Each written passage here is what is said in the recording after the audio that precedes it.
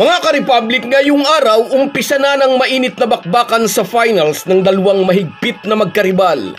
Sa Game 1 mamaya, importanteng maidikta agad ng alinman sa dalawa ang kanilang lakas upang maiset ang tempo ng series.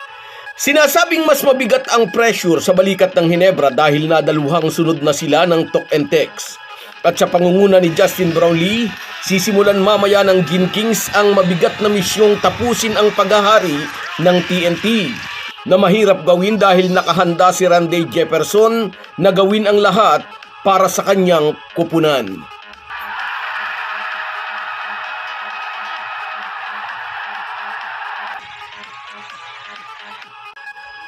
Pag-uusapan po natin yan, pero bago ang lahat ay maglalambing po ako sa inyo na isubscribe ninyo itong ating channel at kung di masyadong makakaabala ay i-like at paki-share na rin ninyo.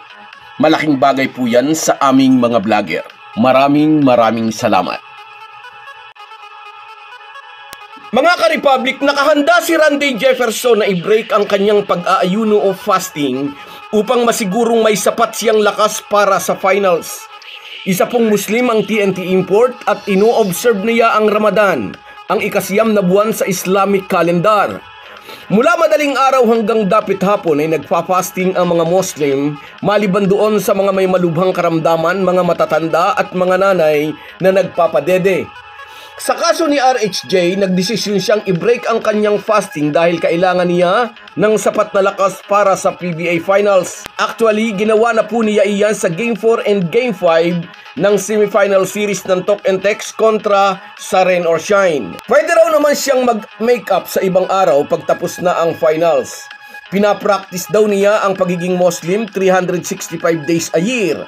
Pero mag-i-excuse daw muna siya ngayon dahil hindi birong laban ang kakaharapin nila laban sa Barangay Ginebra. Sa nagdaang dalawang finals kontra sa Gin Kings ay nagwagi nga ang talk and text.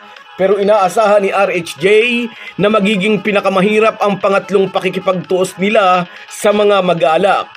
Kahit nauna nang sinabi ni RR Pugoy at Calvin Oftana na uhaw sila sa championship, walang duda, mas uhaw ang buong kupunan ng Ginebra. Hindi lang uhaw sa kampyonato ang Gin Kings, kundi uhaw din ang mga ito na makapaghiganti sa talk and text dahil 2 beses nang nabigo ang mga bataan ni Coach Tim Cone sa kamay ng mga alipores ni Chot Reyes. Gaya ng video content natin kahapon, sinabi ng TNT coach pati na ng kanilang team governor na underdog daw sila sa final series na ito dahil nga sa pagkawala ni Jason Castro dahil sa injury. Pero sabi naman ng mga basketball aficionados, may moral advantage daw ang talk and text sa sagupaan dahil tiyak na nasa isip daw ng mga Ginebra players na nadaluhang sunod na sila ng TNT. Tulad din ng naging moral advantage ng Ginebra over Meralco sa 4 na championship encounter nila noong nasa peak pa si Justin Brownlee. 3 beses binigo ni JBC Allen Durham at sa pang-4 si Tony Bishop.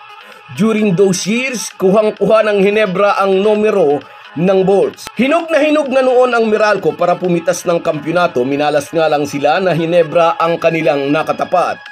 Sa pangatlong pagtatapat ng Ginebra at talk and text sa finals, hawak nga raw ng tropang Giga ang moral advantage, ngunit armado naman ngayon ang Gin Kings ng mas solid na line-up.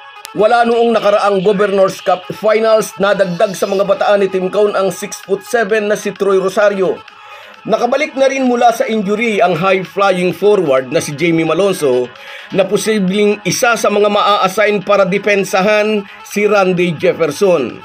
Pinalalim pa ng pagbabalik din ni Jeremiah Gray ang bench ng Gin Kings, and although hindi pa ito 100%, ngunit karagdagang warm body na pwedeng itap ni CTC pag nagpapahinga na ang ibang player. Nang unang talunin ng talk and text ang Ginebra, si Mikey Williams ang nakatulong ni Randy Jefferson upang maibulsa ang kampyonato. At sa pangalawa, si Jason Castro naman ang kumamada para sa TNT.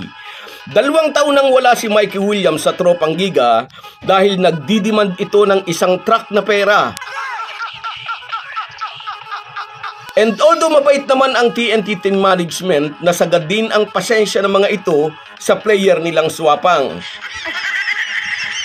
Si Jason Castro naman ay nadali ng injury kaya nabawasan ang mga sundalo ni Chot Reyes. nasasamantalahin ni RJ Abarientos umpisa mamaya sa pagsisimula ng Best of 7 Final Series. Naging pamilyar na ang finals matchup ng Ginebra at Tokentex, ngunit lalong tumataas ang excitement sa kanilang paghaharap. Muli, Justin Brownlee versus Randy Jefferson, Chot Reyes versus Tim Cone. Sino ang magwawagi?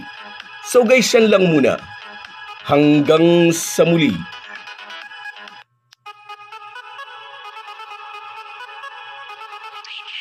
Kung wala po kayong mga viewers namin ay walang magtatagumpay na vlogger. Kaya salamat po sa inyong panunood. Shoutout sa iyo, Love Plus One. Dasal natin. Oo, ipag-pray natin yan. Sa iyo rin, Ramon Fernando Seque. Good luck mga kabarangay, sabi niya sa Jenkins. Sa iyo rin, shoutout Mercedes Espileta. Yes, laging nakasuporta ito sa Ginebra. At sa iyo rin, Remedios Mansinido, good luck, Jenkins, sabi niya. At sa iyo rin, Melakusamo, good luck, shout out sa iyo, idol. Sa iyo rin, shout out Raimundo Binarao, good luck, tayo naman. Oo, tayo naman ngayon, kabayan. Sa iyo rin, Abner Carullo, shout out sa iyo.